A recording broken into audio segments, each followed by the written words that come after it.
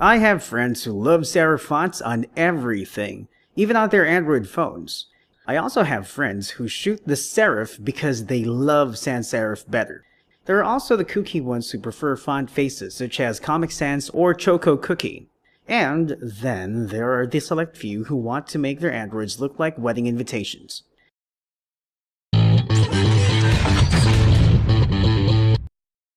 Hi, welcome to Android Authority. I'm Mark. In this video, I'm going to talk about changing fonts on your Android phone or tablet. To change fonts on Android, you can use any of several methods. Some don't need root, but others do. Let's talk first about the methods not requiring root. Some handset makers such as Samsung and LG often throw in extra features into their custom versions of Android. Changing system fonts is one such extra feature. On some Samsung devices such as the Galaxy S2, Galaxy S3, Galaxy Note, Galaxy Note 2, Galaxy Note 10.1, and Galaxy Camera, for example, you'll be able to change your device's fonts to one of the pre-installed typefaces. Or, if you want more fonts, you can fetch more from the Google Play Store. On certain LG phones, such as the Optimus G, you can also find a similar font changing function. Another non-root way to use custom fonts on your Android device is to use a custom launcher. Go Launcher EX is awesome at this. This launcher is one of the most popular custom launchers for Android. To use custom fonts in Go Launcher EX, first copy your TrueType fonts to the Go Launcher EX/fonts directory on your device. Then, launch Go Launcher EX. Tap the menu button here, then go to Preferences, then choose Visual Settings. Swipe to the Font tab, and here you can choose to scan your directories for font files. The scan should be able to find the new fonts that you copied to the fonts directory. Let's see if it's on the list. Oh, yup, here it is. Just tap on it, and presto! Your font is now the default font on Go Launcher. Sadly, Go Launcher EX's font changing abilities is limited to selected parts of the interface. The font changes do not apply system-wide. The iFont app is another way to enjoy custom fonts. This free and ad-free app is primarily intended for non-rooted Samsung devices, but it can also work on rooted devices, whether Samsung or not. On a non-rooted Samsung phone, for instance, you can easily change fonts with iFont. Just pick a font from iFont's Online tab, download, and install it. Then, go to Settings, Display, Font Style, and set the newly installed font as default font. The custom font is applied instantly without rebooting.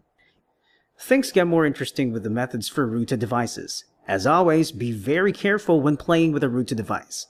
One small mistake could mess up the device, so be cautious and proceed at your own risk.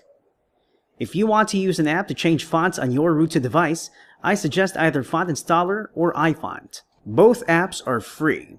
Font Installer is ad supported, but you can get a license to remove the ads. In Font Installer, you can easily set a local TTF file as default font.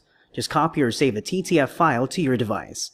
Select the font from the list on the Local tab. Then, tap on Install to set it as default font. After your device automatically reboots, the custom font should now be applied as default font. You can also select from Font Installer's online collection of fonts. Just select a font from the Server tab. Then, download and install the font. Afterwards, your device should reboot in order to apply the new font. The iFont app has functions similar to those in Font Installer. If you have a rooted non-Samsung device, you can still use the iFont app to change fonts. To use a local TTF file as default font, first copy the file to iFont's custom fonts directory on your device. Then, specify the correct font mode.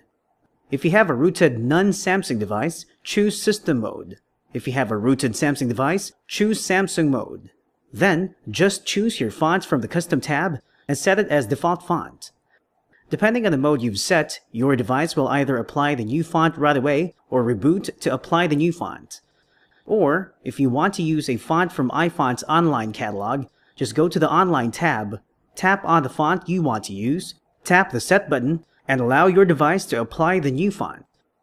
If you want to play around with custom fonts the manual way on your Android, you have two choices.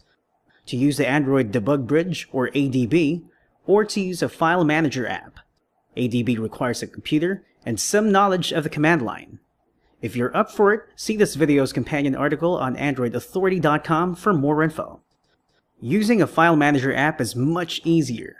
The file manager app must be able to navigate to the root directory.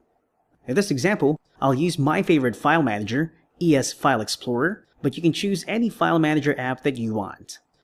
First, copy or save a TTF font file to your device, preferably in the /SD card directory. Then, make sure that ES File Explorer is able to navigate up to root level. Make sure to also enable the Mount File System option. Afterwards, go to the /system/fonts directory. Be careful here because this is a system directory. You can mess up your device if you make mistakes here. Look for the system font that you want to replace. In this case, roboto-regular.ttf. You must rename it to something else. The renamed file will be your backup. Go back to where you saved your new font file. Rename it into exactly the same file name as the target font file. Then, copy the imposter font file to the /system/fonts directory. Thereafter, make the copied file readable to user, group, and other. Also, make the file writable by user. The properties dialog for the file should look like this. Never forget the step. Many hearts have been broken, and many a phone has boot looped because the new file's permissions are incorrect. Lastly, reboot your device and cross your fingers. And here we go. My new custom font is now applied to many parts of the user interface. And so, whatever font changing method you choose, I can assure you that your days of boring default font faces will be over. Just find a method that works and be very careful when dealing with a rooted device. For more Android guides, news, and reviews, visit AndroidAuthority.com and subscribe to our YouTube channel. I'm Mark. Thank you for watching. Until next time, and remember, the power of Android is yours.